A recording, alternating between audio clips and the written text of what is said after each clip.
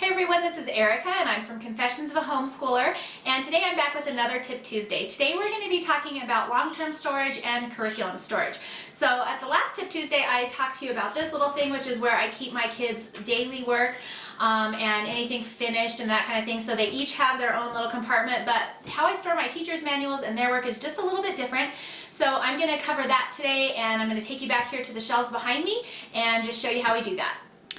Alright, so sitting behind me in the previous clip was this IKEA bookshelf, and this is where I keep all of my kind of teacher's manuals and that kind of thing for my kids. So this top container up here has anything that we do as a group, so it has all of our IEW writing worksheets, my videos, some of our history stuff, and then actually if we swing over here to the left, you'll see all of my Expedition Earth stuff, and I've just kind of keep it all in this one area.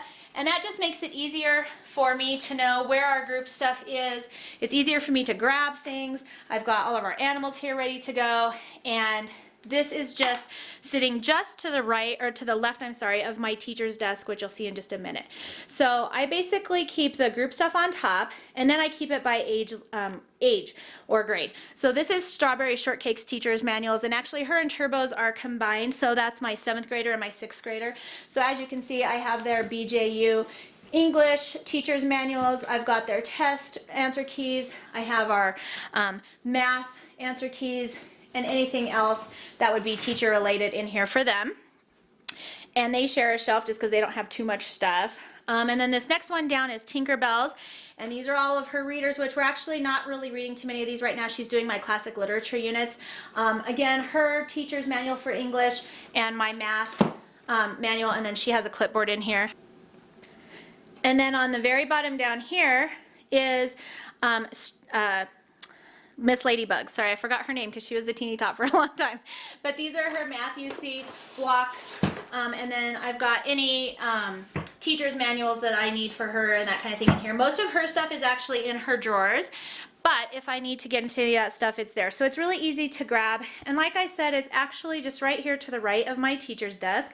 So I'm usually sitting there grading, or I kind of stand there when I'm teaching usually as well. So it's really easy for me to just come over here and reach and grab out one of my manuals to grade work or whatever.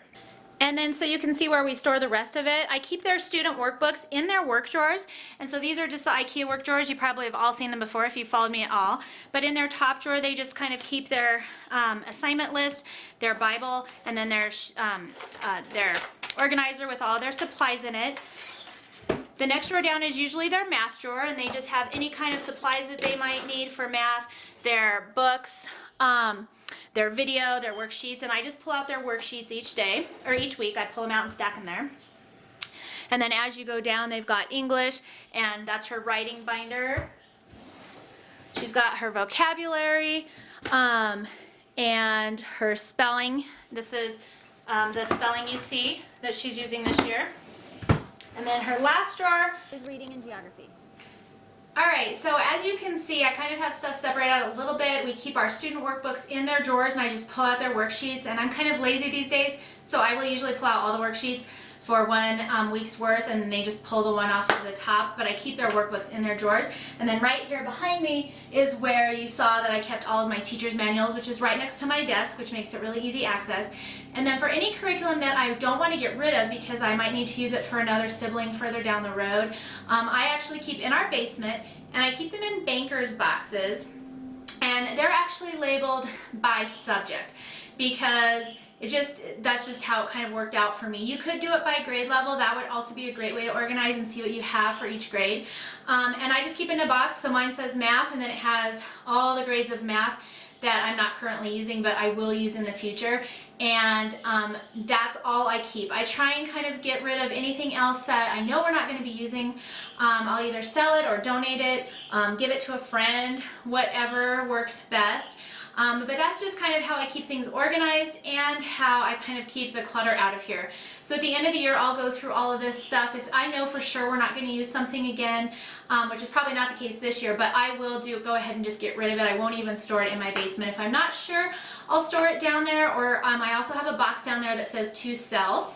And I'll just kind of hang on to that until it's either the used fair sale where I can go and unload some stuff, Or if I really want to get rid of it, I'll just list it on eBay and just get it out of the house.